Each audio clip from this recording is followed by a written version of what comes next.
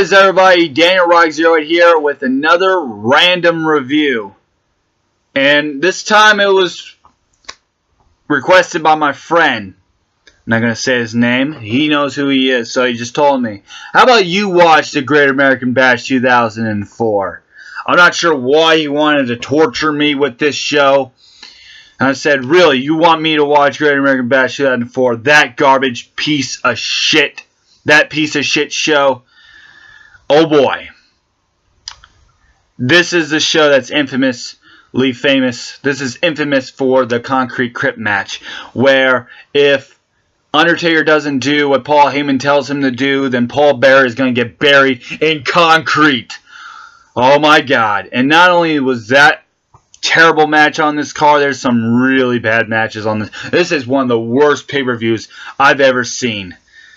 And I said the Canadian Stampede in your house was a great one, of the best pay-per-views ever. Well, this is the opposite. This is one of the worst shows I've ever watched. So let's get to it.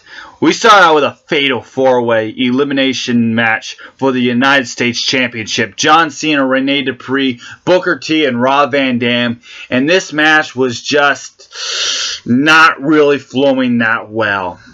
John Cena 10 years ago was hella over. I mean, you look into the crowd in the Norfolk scope here, and there's just crowds. There's just signs beyond the eyes can see with John Cena. I mean, the dude was hella over. So he cuts his normal shtick, his normal ruthless aggression, John Cena's normal rapper type deal. Pretty funny shit. And then we get at this match, and this match was just weird, honestly. Normally when you get a fatal 4-way, you normally get a lot of fast-paced action, a big spot, a lot of near falls, a lot of times the count will get stopped. But this was an elimination match, so we didn't get broken falls and too many near falls. And honestly, this is one of my least favorite fatal 4-ways I've ever seen. This match was just not working. RVD got eliminated first, not sure why, and then it came down between John Cena and Booker T. Just not a good match. It's one of the better matches on this card, but that's not saying a whole lot. I give it a 5 out of 10. 2.5 stars. Then we get an impromptu match.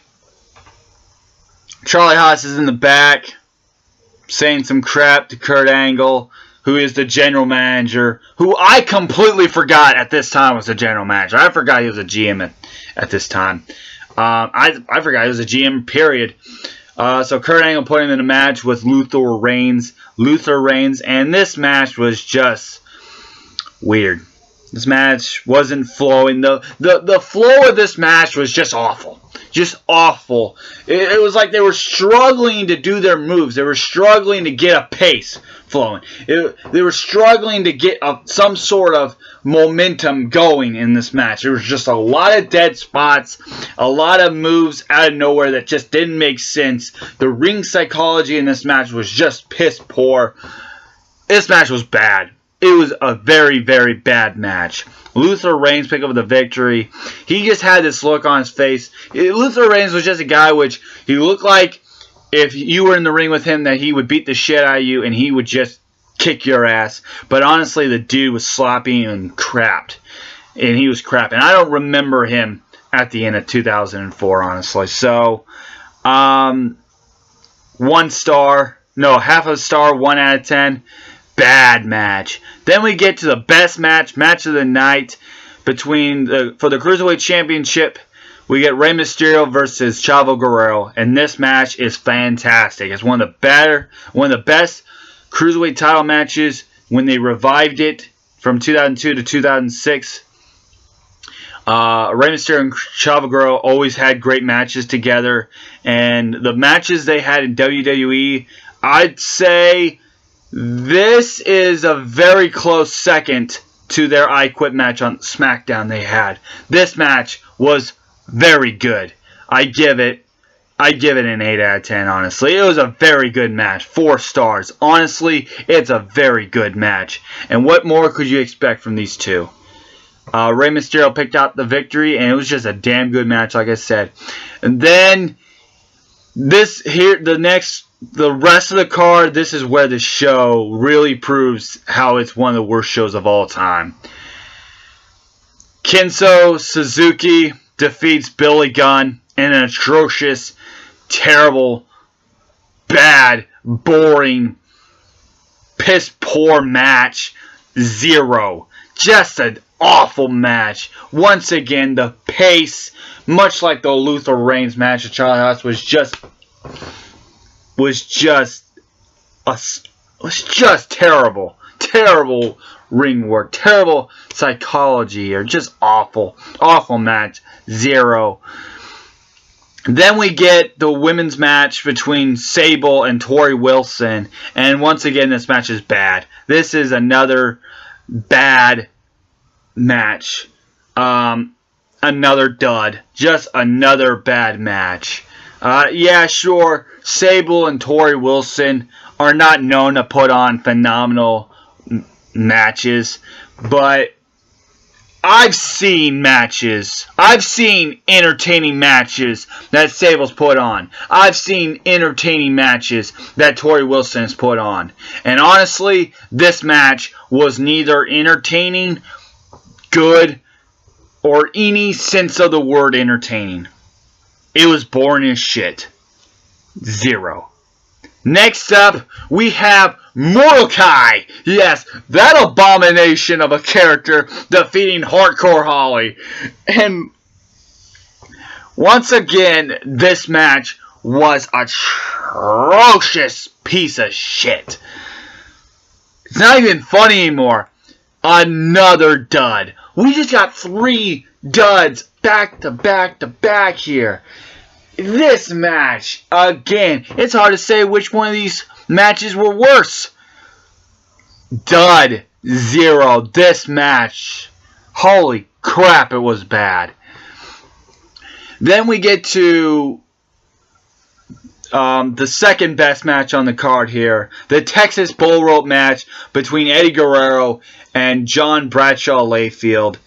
Once again, this is the match where Eddie Guerrero wins, but Kurt Angle comes out and said, "No, you are not the victor because JBL touched the ring post first before you did." So JBL becomes what would be the longest reigning WWE Championship reign in SmackDown history, as he proclaimed, still to this day, for 10 years going on. This match was good. Honestly, it's also famous for Eddie Guerrero bleeding like a freaking faucet. Holy crap. I have never seen Eddie Guerrero. I have never seen anyone bleed like that. I'm not sure what they call that in the wrestling business, but if Jim Ross was calling this match, he would definitely say he's wearing the proverbial crimson mask, King. It was bloody. It was hard to say. It was hard describing what the hell that was. That was scary. Blood. He was literally bleeding like a faucet. 3 stars, 6 out of 10. It's a good match. But having JBL win on a screw job, having win him like that was just bad. And the way he was booked in 2004 as the champion, man, once again, if Jim Ross was calling his matches, he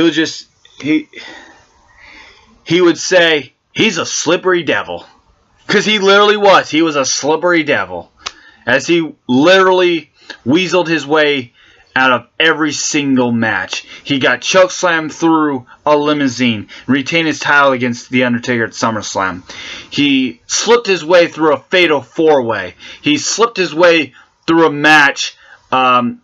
He got by in his match against Booker T. He got chokeslammed through the ring in a steel cage match and won the match against Big Show at No Way Out. That's basically how all his matches ended. Basically, him being a slippery devil. And then we get to the Concrete Crypt handicap match. Concrete Crypt handicap between The Undertaker and the Dudley Boys. My God, holy fucking balls. This is one of the worst matches I've ever seen The Undertaker be a part of. This match is horrifying. This is, I mean, I've seen some really fucked up shit in wrestling. I mean, I sit through and watch the Junkyard Invitational match. I've sat through and watched so many terrible finishes. I sat through watching Sting getting attacked and eaten up by dogs.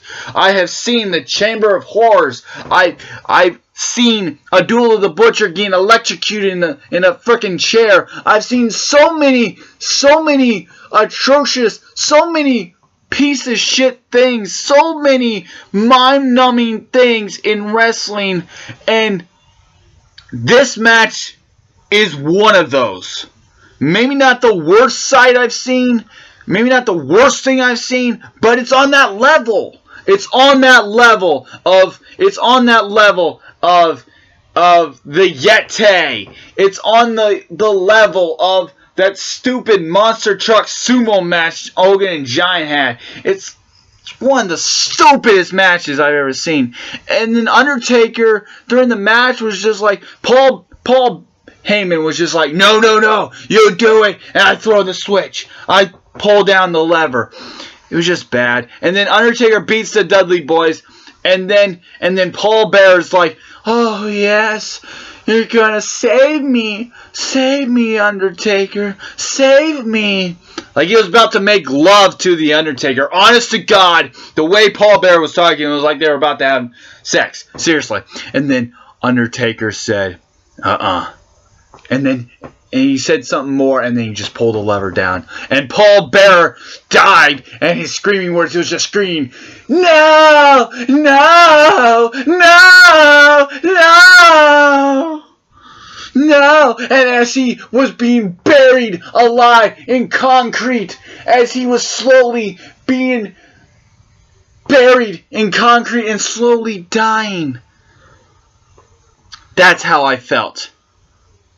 I looked at my TV, and before like 5 seconds the show could end, I paused it on that moment, on that lasting face, that lasting image of Paul Bearer as he is in this box and he's just completely buried in concrete. And I just looked at the TV, and I honestly wanted to blow my fucking head off. I couldn't believe that I literally sat through and watched that garbage match. Holy mother of God. 0 out of 10. Dud. I almost want to give it negative. I almost want to. I literally almost do. But good fucking God almighty. This show is one of the worst shows in the history of the WWE, in history of wrestling, period.